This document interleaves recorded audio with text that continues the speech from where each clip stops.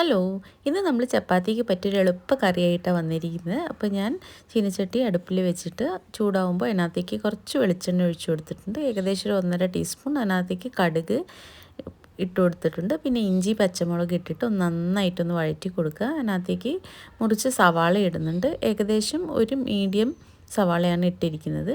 ഇതിലേക്ക് ഇച്ചിരി ഉപ്പിട്ടിട്ട് നന്നായിട്ടൊന്ന് വഴറ്റി കൊടുക്കുക. കുറച്ച് കറിവേപ്പില ആഡ് ചെയ്യുന്നുണ്ട് കേട്ടോ.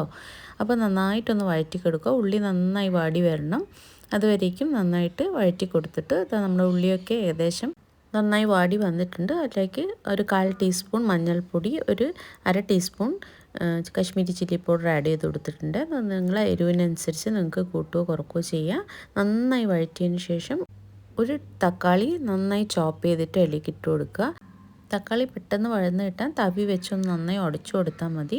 അപ്പോൾ കുറച്ച് നേരം ഒന്ന് ഫ്രൈ ചെയ്തെടുക്കുക. അപ്പോഴേക്കും തക്കാളി നന്നായിട്ട് വെന്ത് വരും. അതിലേക്ക് ഒരു മുട്ട പൊട്ടിച്ചൊഴിച്ചു കൊടുക്കുക. എന്നിട്ടത് നല്ലതായിട്ടൊന്ന് മിക്സ് ചെയ്ത് കൊടുക്കുക. അപ്പം വളരെ എളുപ്പമാണ്, അതുപോലെ തന്നെ വളരെ ടേസ്റ്റി ആയൊരു കറിയാണ്. ആവശ്യത്തിന് ഉപ്പ് ആഡ് ചെയ്ത് കൊടുത്തിട്ടുണ്ടാവണം.